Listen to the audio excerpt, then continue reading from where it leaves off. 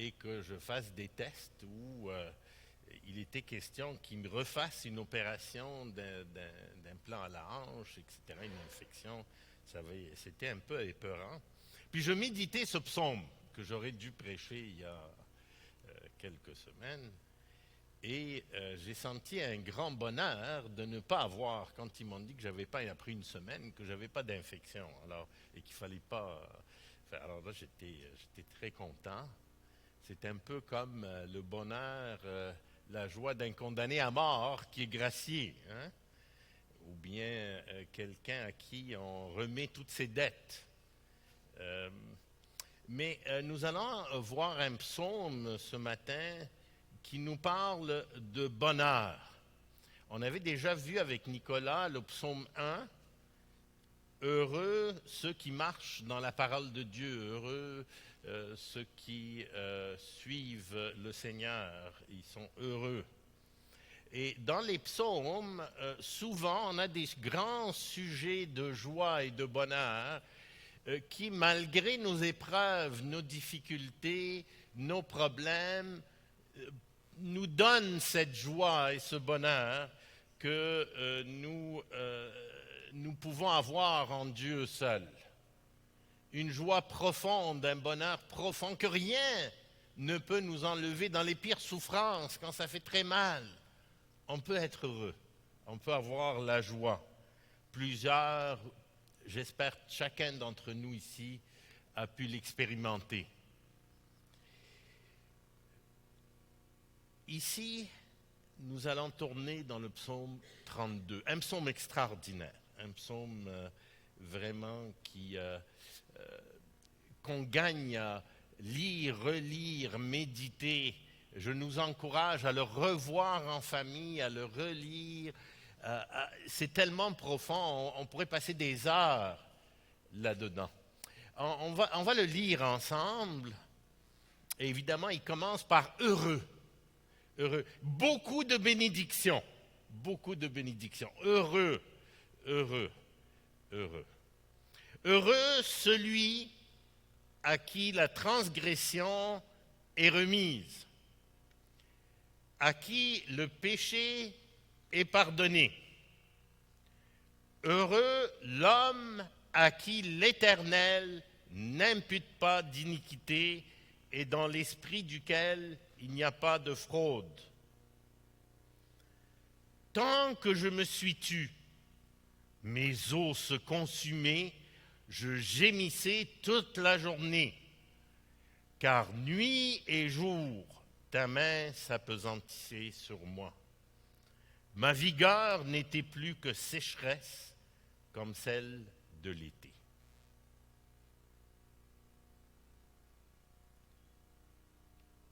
Je t'ai fait connaître mon péché.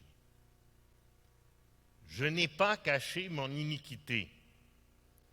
J'ai dit, j'avouerai mes transgressions à l'Éternel. Et tu as effacé la peine de mon péché.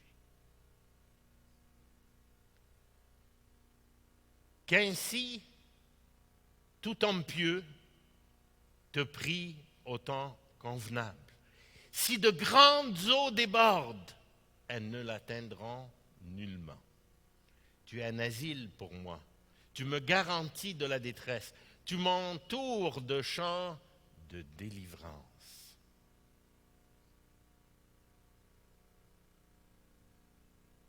Je t'instruirai et te montrerai la voie que tu dois suivre. Je te conseillerai, j'aurai le regard sur toi. Ne soyez pas comme un cheval ou un mulet sans intelligence. On les bride avec un frein et un mors dont on les part, afin qu'ils ne s'approchent pas de toi. Beaucoup de douleurs sont la part du méchant, mais celui qui se confie en l'Éternel est environné de sa grâce. Juste, réjouissez-vous en l'Éternel et soyez dans l'allégresse. poussez des cris de joie, vous tous qui êtes droits de cœur. Quel beau psaume! Quel beau psaume à méditer, à réfléchir. Heureux celui à qui la transgression est remise, le péché pardonné, à qui l'Éternel n'impute pas d'iniquité. Pour bien saisir ce psaume, il faut s'imprégner de la gravité et des conséquences du péché. De bien comprendre que quand nous péchons, quand David a péché, il n'a pas juste fait une faute, il a désobéi, il a péché contre l'être le plus puissant de tout l'univers, le Créateur, celui qui a juste à penser, David disparaît, et il a juste à penser, moi je disparais, et tous nous disparaissons, et la terre disparaît. Il a désobéi contre celui qui peut envoyer en enfer pour l'éternité. Dans les deux premiers versets, le péché, pour bien signifier la gravité, la profondeur, est décrit par 3 mots. Transgression, péché, iniquité. La transgression, c'est traverser la ligne, défier l'autorité de Dieu, rebelle contre Dieu. Le péché, manquer la cible, mauvaise conduite, action, désobéissance à la loi de Dieu. Iniquité, croche, tordu, mauvais, faux par rapport aux normes établies par Dieu. Et il y a 3 termes qui vont avec chacun de ces 3, qui montrent ce qu'un homme heureux devrait méditer. La transgression est remise. C'est comme une dette. Tu as contracté une dette contre Dieu parce que tu l'as défié et Dieu t'a remis ta dette. Il a enlevé le fardeau de la dette. Le péché est pardonné par le sang du Seigneur Jésus qui a couvert nos péchés à la croix. Le péché a été couvert, pardonné. Le défaut est caché, la tâche est effacée. Elle n'existe plus. N'impute pas d'iniquité. N'impute pas d'iniquité, une vie sans accusation. On n'est plus accusé. Satan n'a plus de prise sur nous. C'est un terme comptable. Il n'est plus calculé. Notre péché n'est plus comptabilisé. On est considéré innocent. Nos péchés sont couverts. Heureux! Heureux! À cause de ça. À cause de nos transgressions remises, péché pardonné, l'iniquité qui n'est pas imputée. On est heureux. On est heureux. On médite. On contemple. Augustin, un célèbre théologien du début du christianisme, avait affiché ce psaume sur son mur. Surtout avant sa mort, il lisait ce psaume tout le temps, avant de mourir, pour mieux le méditer, pour se rappeler la bonté de Dieu à le pardonner, à lui pardonner ses péchés. Monsieur Millefort, ici à l'église, je savais que j'allais prêcher le psaume, puis je l'écoutais, puis il disait, dans son témoignage de baptême, comment ce psaume l'a touché et comment il se sentait comme le mulet qui, je ne sais pas si vous avez remarqué, mais il disait, j'étais comme un mulet et je ne voulais pas changer de direction. Et Dieu m'a fait changer de direction. C'est un psaume qui a touché beaucoup de chrétiens médite et me remédite ce psaume, qui est un psaume de confession, de repentance, de pardon, mais aussi et surtout un psaume de joie et de bonheur. Si on cherche à avoir la joie, on peut relire ce psaume. Et à la fin, dans toutes nos épreuves, nos difficultés, nos problèmes, on peut avoir la joie et le bonheur. Et le bonheur. C'est vraiment le salut et le bonheur qui est répété ici 2 fois dans ce psaume.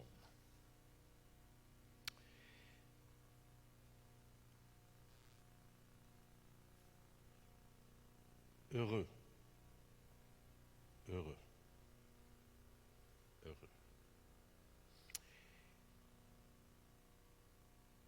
David mentionne un temps où il n'était pas heureux. Avant que ses péchés soient pardonnés. Avant. Qu'est-ce qui était arrivé? Il s'était tu. Tant que je me suis tu, mes os se consumaient, je gémissais toute la journée, car nuit et jour, ta main s'appesantissait sur moi. Ma vigueur n'était plus que sécheresse comme celle de l'été. Tant que David n'avait pas confessé à Dieu son péché, tant qu'il n'avait pas reconnu son péché, il était écrasé par la culpabilité. Ça le rongeait en dedans. Et c'est le sort de tout enfant de Dieu qui ne confesse pas son péché. Ça rongeait ses os, ça fait vieillir les souffrances mentales, spirituelles et physiques. D'ailleurs, ça va avec le psaume 51 qu'on nous a lu, que Marie nous a lu tout à l'heure. On se sent vieux, fatigué, étouffé, un grand poids. Le poids de la main de Dieu sur nous. Jour et nuit, une obsession, le péché que nous avons fait. La culpabilité nous fait souffrir, gémir. Nous sentons secs, sans force, comme quand il fait très, très, très chaud. L'agonie du péché caché, non confessé, la double vie. Si nous essayons de cacher nos péchés devant Dieu, à cause de notre orgueil, c'est le plus grand péché. Impardonnable. Le Saint-Esprit ne nous permet pas de continuer. Vous savez, même les païens expérimentent la culpabilité. Oui, parfois, avec le temps, ils sont capables de l'étouffer, ou Dieu, à un moment donné, endurcit leur cœur. Mais les païens se sentent coupables et sont sensibles.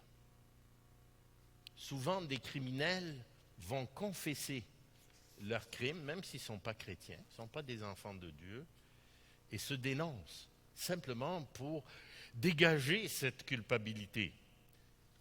Ils ont des remords, on appelle ça des remords. Ça ne veut pas dire qu'ils sont des enfants de Dieu, mais ça veut dire qu'ils ressentent cette culpabilité.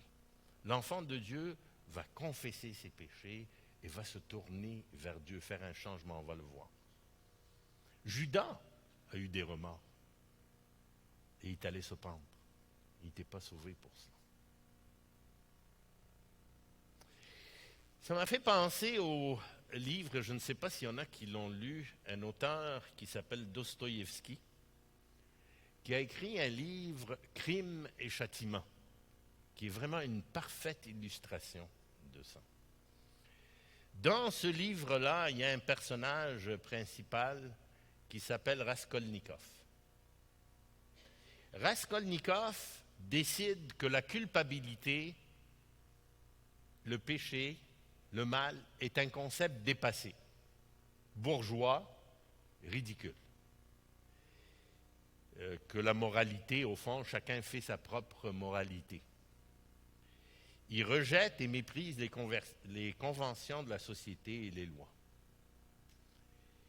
Je décide ce qui est bien et mal pour moi, je le décide, la culpabilité est ridicule de me rendre coupable. Donc, Dostoïevski écrit qu'à un moment donné, pour se prouver ce concept, Raskolnikov décide de tuer une femme mauvaise, méchante, pour confirmer sa théorie. Une femme que tout le monde déteste et qui rend tout le monde misérable. Donc, il pense faire une bonne action. Il la tue. Après l'avoir tuée, au lieu de se sentir bien, il se sent taché, sali. Ses os se consument. Il gémit toute la journée. Il s'en sort. C'est un roman policier. Mais en fait, il réalise que la police jamais ne le trouvera. Ils accusent une autre personne. Mais il n'en peut plus. Et à la fin, qu'est-ce qu'il fait? Il va confesser à la police son crime. Et après qu'il a confessé, il expérimente la plus grande libération et joie. C'est ce que David nous décrit dans ce psaume. Ce n'est pas toujours le cas. Certains font taire leur conscience et persistent. On a dit comme Pharaon. Nous, parfois, nous sommes tentés quand nous péchons, de faire taire notre culpabilité. C'est ça quand il dit... quel est le raisonnement que nous prenons pour ne pas confesser nos péchés à Dieu? Quel raisonnement nous prenons? Chacun de nous prend, et selon les circonstances, des fois un raisonnement différent pour retarder cette confession. Alors, on va le voir, si on est des enfants de Dieu, on va finir par confesser nos péchés, comme David. Mais l'orgueil, la fraude, c'est pas de ma faute. C'est la faute de mes parents, mes amis, mes frères, mes sœurs, beaux-pères, belles-mères, pasteurs, églises, autres. C'est la faute des autres. L'environnement, la société. Ou, comme Raskolnikov, se dire, au fond, ce que je fais n'est pas si mal que ça. Il y a une bonne raison. La fin justifie les moyens. Parfois, pour ne pas penser à son péché, on va se perdre dans des jeux, la drogue, les vidéos, les plaisirs, autre chose, la télévision, etc. Ou parfois, on peut te donner un raisonnement, les autres sont pires que moi. Au fond, je suis mieux que les autres. Ils trichent plus que moi, ils trompent plus que moi, ils volent plus que moi. Alors, au fond, moi, c'est pas grand-chose.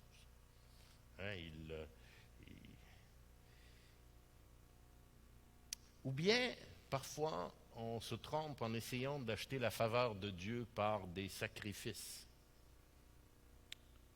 D'ailleurs, certaines religions, Johnny est en Italie. En Italie, on achète le pardon par la souffrance et des sacrifices.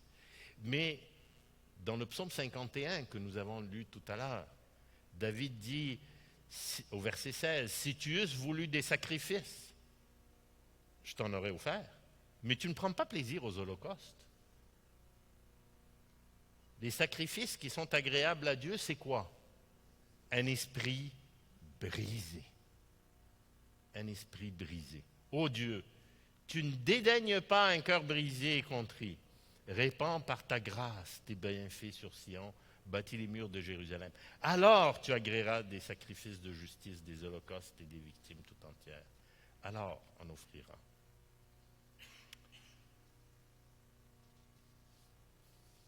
David a été étouffé par sa conscience et il a vu qu'il n'y avait pas d'excuse. À un moment donné, il s'est rendu compte qu'il était comme un mulet ou un cheval sans intelligence. C'est quoi, ne soyez pas comme un cheval ou un mulet sans intelligence. On les attache pour qu'ils aillent dans la bonne direction, parce qu'il faut les forcer à se repentir ou à garder le cap. Pour les garder sur le droit chemin. Dieu l'a fait pour David. Et la réaction de David, on le voit dans le psaume 51, on le voit ici. Je t'ai fait connaître mon péché. J'ai dit, j'avouerai mes transgressions à l'Éternel, et tu as effacé la peine de mon péché. Et quand on regarde au psaume 51, lave-moi complètement de mon péché, purifie-moi. Il s'en va à Dieu, il confesse son péché et il demande le pardon à Dieu. C'est ça l'esprit brisé. C'est de reconnaître sa déchéance et son péché. Le vrai enfant de Dieu va confesser ses péchés. Il va finir par se repentir. Il va avouer ses manquements. Il ne va rien cacher. L'état de David, c'est un bon signe. D'ailleurs, David est appelé un homme selon le cœur de Dieu. Il n'était pas parfait. C'était un grand pécheur, un assassin, un criminel. Repentant avec un cœur brisé, c'est ça que Dieu aimait. C'est ça selon le cœur de Dieu. Sa culpabilité, il l'a complètement exposée. Il a reconnu aussi que son péché était contre Dieu. J'ai péché, dans Psaume 51, contre toi seul. Oui, je peux pécher contre mes frères, mes sœurs, d'autres, mais au bout de la ligne, le plus grave, c'est que je pêche contre Dieu. Mon péché, c'est Dieu. Et c'est lui qui est le plus important. Oui, je veux corriger ce que j'ai fait de mal aux autres, mais c'est d'abord, avant tout, le plus important, c'est de reconnaître que je pêche contre Dieu. Et que, vous savez, plus on avance dans notre vie chrétienne, en âge, plus on réalise notre corruption et l'ampleur de nos péchés, plus on les confesse. Le vrai chrétien a reconnu, le vrai enfant de Dieu, que par ses péchés, je suis coupable. Je mérite le châtiment, le jugement éternel, sans excuse. Parce que je suis en rébellion contre Dieu. Celui qui cache ses transgressions ne prospère pas, mais celui qui les avoue et les délaisse obtient miséricorde. Si on médite la confession de David, c'est vraiment un modèle pour nous de reconnaître la gravité de nos péchés, que ça mérite l'enfer, pas chercher à les diminuer, c'est laid, c'est dégoûtant, on les rejette et on veut ressembler au Seigneur de plus en plus et nous détourner de nos péchés. On veut se rappeler que si nous disons que nous n'avons pas de péché, nous séduisons nous-mêmes et la vérité n'est pas en nous. Mais que si nous confessons nos péchés à Dieu, évidemment, il est fidèle et juste pour les pardonner et nous purifier de toute iniquité. Si nous disons que nous n'avons pas péché, nous le faisons menteur et sa parole n'est pas en nous, on n'est même pas ses enfants. David a un cœur brisé, que Dieu aime, repentant, humilié, rabaissé, les yeux à terre du coupable.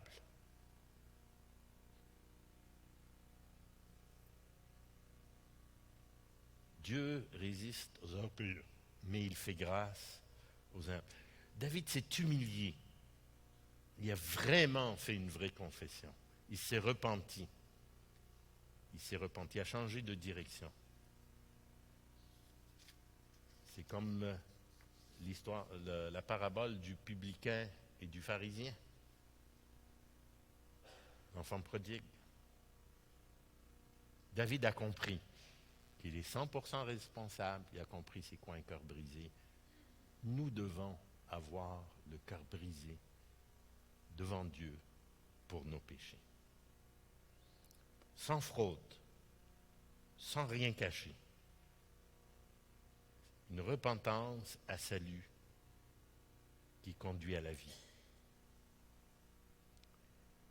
David va s'éloigner de plus en plus de son péché en réalisant et changer, se rapprocher de Dieu. Et ici, la confession amène aussi un changement profond. La tristesse profonde qu'on éprouve pour le péché, ça va apporter un changement complet de pensée, d'idées, de sentiments, de jugements, de dispositions, d'objectifs, de comportements concernant le péché. Le péché, nous devons finir par l'haïr au lieu de l'aimer. On finit par avoir une bonne disposition de l'âme, profondément ancrée dans le cœur, avec des efforts soutenus pour retourner à Dieu et marcher avec lui. Un besoin renouvelé continuellement, toujours. Un changement merveilleux, permanent, dans le cœur de celui qui aime Dieu véritablement.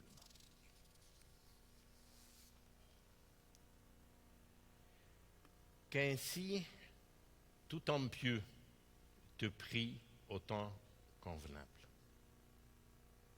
C'est ça, ne pas être comme des mules.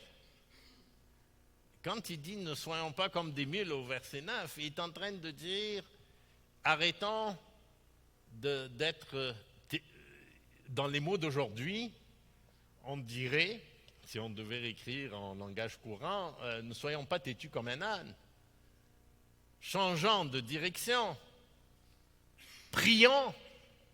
Ici, la prière, c'est la prière de la confession. La prière de la confession avec un cœur humble et sincère. La prière est la composante essentielle. Je vais vers Dieu, je m'adresse à lui, je m'humilie, je reconnais, je confesse. C'est le point majeur de ce passage, sans tromperie. Je ne veux rien lui cacher, ni à lui, ni à moi-même. Pas de faux raisonnement, pas de fraude. Je dis la même chose que lui à propos du péché. C'est grave, c'est mauvais. Et je ne mérite rien. Il n'y a aucune excuse, aucune raison. Et je reprends, je comprends la relation avec lui en me rappelant sa grâce qui vient de la croix, du sang versé qui efface mes péchés. Et cette confession, cette prière restaure ma relation avec Dieu et amène la protection. Une fois que j'ai confessé, un grand soulagement. Un grand soulagement. Qu'ainsi tout homme te prie au temps convenable. Et après ça, je me sens protégé. Il n'y a rien qui peut m'atteindre. Dieu est là. Si de grandes eaux débordent, il y en a qui ont vécu des inondations. Si de grandes eaux débordent, elles ne t'atteindront pas. N'aie pas peur. Les grands dangers, ne te casse pas la tête avec ça. Tu es un asile. Dieu devient un asile, un allié, l'être créateur de tout l'univers. Mon Dieu est un asile pour moi. Il me protège. De quoi je vais avoir peur? Il me garantit de la détresse. Il m'entoure de chants de délivrance. Dieu est au contrôle de tout ce qui arrive dans ma vie. Il me délivre. Il va me donner la joie. Cantique, les louanges à Dieu. Au psaume 51, il dit « Je chanterai, je vais louer ton nom, je vais rendre gloire à Dieu. » Au verset 14 du psaume 51, « Dieu de mon salut, délivre-moi du sang versé. Ma langue célébrera ta miséricorde. Seigneur, ouvre mes lèvres et ma bouche publiera ta louange. » La réaction normale, c'est en réfléchissant, en pensant, en méditant au pardon de Dieu, à la grâce de Dieu qui nous pardonne nos péchés très graves. On va lui rendre gloire. On va comprendre la valeur infinie de son pardon et le remercier, dire qu'il est miséricordieux, il est bon, il pardonne, il nous aime. On a été pardonné beaucoup, on va l'aimer beaucoup. Il se glorifie par nos prières, notre confession, notre repentance.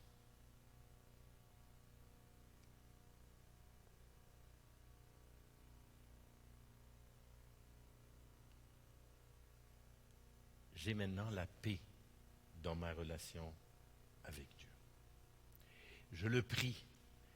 Et quand je le prie, qu'est-ce qu'il fait? Il répond. Il répond. Et ici, dans le psaume, au verset 8, c'est Dieu qui parle. C'est Dieu qui parle au verset 8. Qu'est-ce qu'il dit au verset 8? Je t'instruirai et te montrerai la voie que tu dois suivre. Je te conseillerai. J'aurai le regard sur toi. Wow.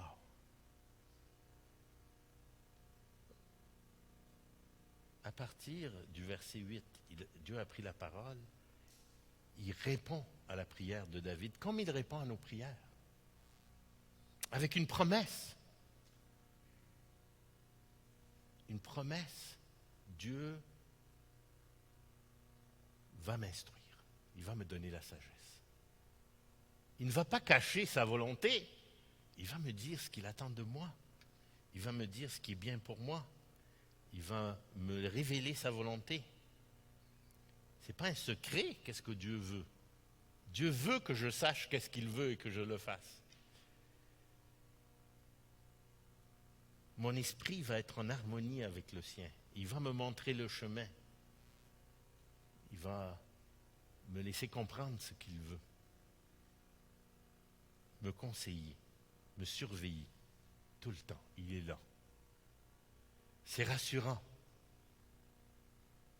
C'est rassurant de savoir que notre Seigneur est là. La bénédiction du pardon, de la protection et de la direction de Dieu. De juste réaliser l'être le plus puissant, le créateur de tout l'univers, celui qui tient ma vie dans sa main, qui tient tout dans sa main, il s'occupe de moi. Il s'occupe de moi. Il se préoccupe pour moi. Il me dit quoi faire. Il est là. Il est là. Il est là. Quel merveilleux psaume, hein? Quel merveilleux psaume. Ne soyons pas comme des mulets, changeant de direction, confessons nos péchés. Avec humilité. Reconnaissant. Dieu ne veut pas des gens parfaits. C'est impossible. Ceux qui pensent être parfaits ne le sont pas.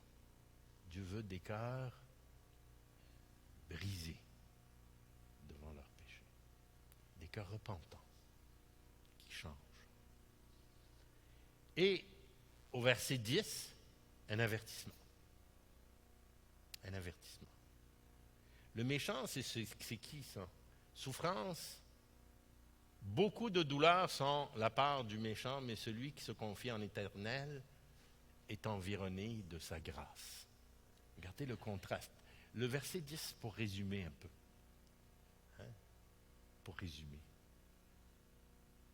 Beaucoup de douleurs sont la part du méchant. C'est qui le méchant? C'est qui le méchant? On est tous pécheurs. C'est pas le pécheur, on est tous pécheurs. C'est qui le méchant? Hein? Celui qui ne se confie pas en l'Éternel. C'est ça le méchant. Celui qui n'a pas confessé ses péchés. Celui qui ne s'est pas humilié. Celui qui, je suis bon. Le pharisien. Celui qui a un cœur rempli d'orgueil. Beaucoup de douleurs sont la part du méchant. Beaucoup de douleurs. C'est ça le méchant. C'est celui qui ne se repent pas, qui ne confesse pas ses péchés, qui n'a pas les yeux à terre, qui ne s'humilie pas devant Dieu, qui ne se confie pas en Dieu. Celui qui se confie en Dieu est environné, quelle belle image, hein? Environné de sa grâce. La grâce de Dieu nous entoure. La grâce de Dieu nous lève. La grâce de Dieu est là, est autour de moi, est avec moi. Hey, quelle belle image! Qu'est-ce qu'il y a de plus encourageant ce matin? La grâce de Dieu est là. La grâce de Dieu. Et le verset 11, en conclusion. En conclusion de ce psaume extraordinaire. Le verset 11. Juste, réjouissez-vous en l'Éternel et soyez dans l'allégresse. Poussez des cris de joie, vous tous qui êtes droits de cœur. Ici, il faut d'abord préciser c'est quoi être droit de cœur. Ça ne veut pas dire quelqu'un qui n'est pas pécheur, évidemment. On est tous pécheurs. C'est qui celui qui est droit de cœur?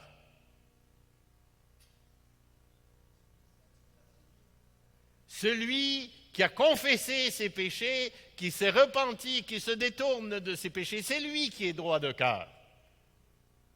Celui qui s'est humilié devant Dieu, qui se confie en l'Éternel. Lui, il doit pousser des cris de joie. Ici, est-ce qu'il y a des droits de cœur? Est-ce qu'on pousse des cris de joie à l'idée que Dieu nous a pardonné? C'est tellement extraordinaire, tellement merveilleux. Annonce-moi l'allégresse et la joie. Ça, c'est le psaume 51, au verset 8.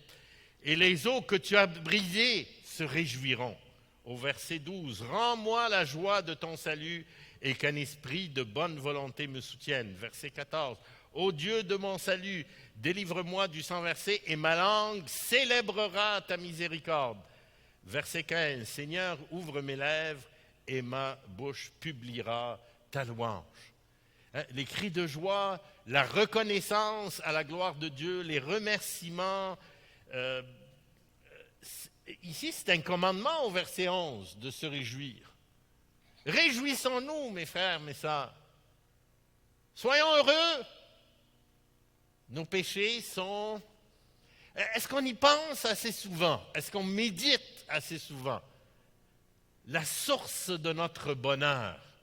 On mérite l'enfer, la mort. En me confiant en lui, ses promesses, il me protège, sa grâce m'environne.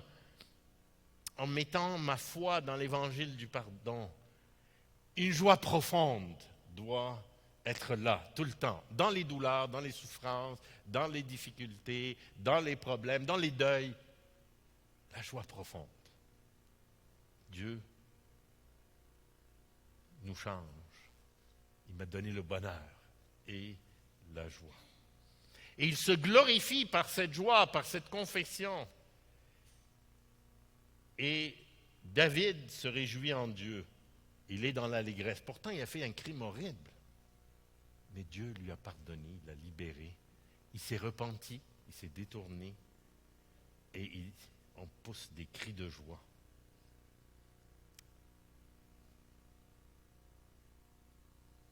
Nous voulons adorer Dieu. Nous allons terminer avec un cantique pour adorer Dieu. Une prière, un cantique pour adorer Dieu. Et on veut l'adorer, le remercier avec joie. Aujourd'hui, en famille, on va se réunir, on veut avoir la joie ensemble. La joie est réfléchir à tout ce que Dieu nous a donné comme pardon, effacer nos péchés. Quelle joie! Rien ne vaut ça. Ça ne peut pas s'acheter. Il n'y a rien au monde qui vaut ça. Merci. Merci Seigneur. Oui Seigneur, on veut te louer, pousser des cris de joie, être environné de ta grâce et de bonheur. Et merci Seigneur en nous rappelant tout ce que tu as fait pour nous à la croix et comment nous pouvons avoir le pardon de nos péchés, que nous ne méritons pas, mais tu es tellement bon, tellement gracieux. Merci pour ce psaume qui nous encourage, qui nous rappelle d'être joyeux et reconnaissants envers ton salut. Merci pour tes promesses de nous conseiller, de nous instruire, d'être avec nous. Oui, Seigneur, que ton nom soit glorifié par nos vies et qu'on puisse toujours rendre témoignage de combien tu es grand, bon et tu nous aimes, miséricordieux. Merci, Seigneur, encore. Amen.